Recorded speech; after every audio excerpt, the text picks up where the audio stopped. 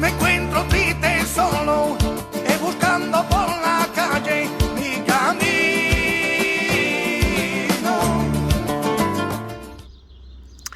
Hello, il est 10 heures et je m'arrête pour vous parler de mes vacances personnelles. Parce que tout à l'heure, je vous ai dit que j'étais en vacances professionnelles et pas personnelles. Alors, pourquoi je ne suis pas en vacances personnelles? Parce que je continue le chemin de Saint-Jacques que j'ai commencé il y a 4 ans avec mon fils. À l'époque, il avait 12 ans. Voilà, l'idée nous est venue comme ça, mais m'est venue, pour dire vrai. Comme ça, de faire ce challenge-là, de partir du Puy-en-Velay, en France, pour arriver à Saint-Jacques-de-Compostelle, en Espagne. Alors, cela fait grosso modo 1950 km. Voilà. Donc, les 2 premières années, je les ai faites avec mon fils. La première année de mémoire, on a fait environ 300 km en 15 jours et à peu près pareil la deuxième année. La troisième année, mon fils, voilà, il est devenu adolescent. Il n'a pas voulu faire le chemin, mais c'est pas grave. Alors, ce que je peux vous dire, pour terminer sur le registre enfant, sur le chemin, on avait croisé des familles qui nous avaient dit voilà, qu'elles faisaient ça depuis des années avec leurs enfants et que cela avait des impacts très positifs sur le comportement de leurs enfants.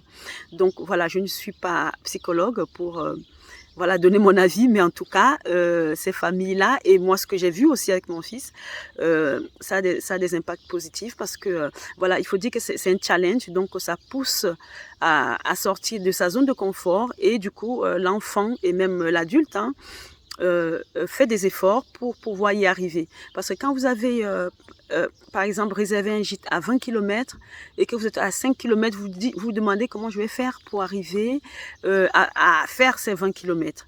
Et là, du coup, soit vous choisissez de dormir à la Belle Étoile, soit vous dites non, je vais essayer un pas après un autre pour pouvoir arriver à ma destination finale, c'est-à-dire à ce gîte où je vais passer la nuit. Donc là, je ferme la parenthèse des enfants et je reviens à moi. Alors, je ne suis pas en vacances personnelles parce que le chemin de Saint-Jacques, en fait, là, il me reste 600 km à faire et j'ai décidé de les faire cette année totalement. Je suis partie voilà, de Paris samedi, je suis arrivée à Logroño. Logroño, c'est une ville qui est à côté de Pamplona en Espagne. En fait, c'est là où je m'étais arrêtée l'année dernière. Et donc, j'ai repris cette année, espérant arriver à Saint-Jacques-de-Compostelle dans 20 jours, j'espère. Voilà, et donc j'ai un peu triché parce que j'ai commencé la marche hier, mais bon, j'étais tellement fatiguée que je n'ai pas pu faire de vidéo. Donc là, nous sommes lundi et je me suis dit que je vais faire une vidéo pour vous, voilà, pour partager ces moments avec vous. Donc hier, partant de Logroño jusqu'à Nájera, ça s'écrit Nájera. Ça fait à peu près 30 km, donc je les ai fait hier, ces kilomètres-là. Et aujourd'hui, je suis en direction de Domingo, de je ne sais pas trop quoi. Bon, bref, j'ai à peu près 25 km à faire aujourd'hui.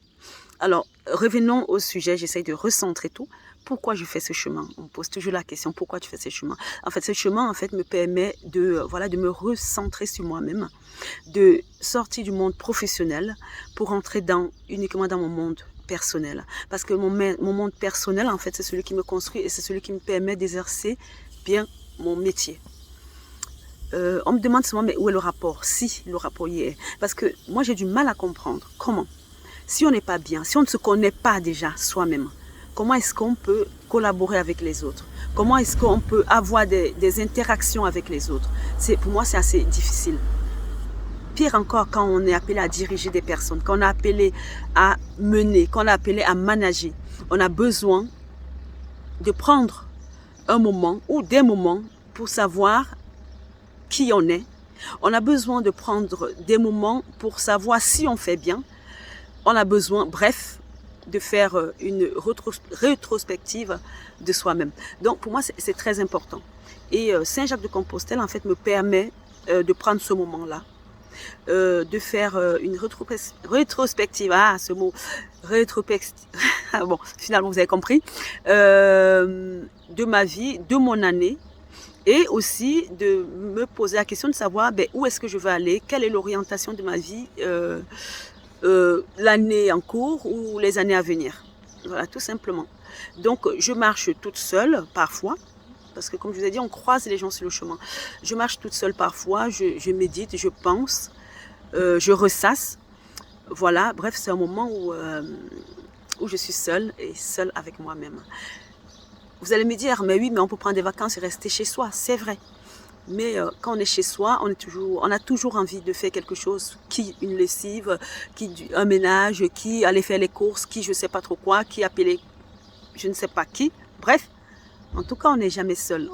Alors que sur le chemin de Saint-Jacques de Compostelle, on est seul, mais on n'est pas seul.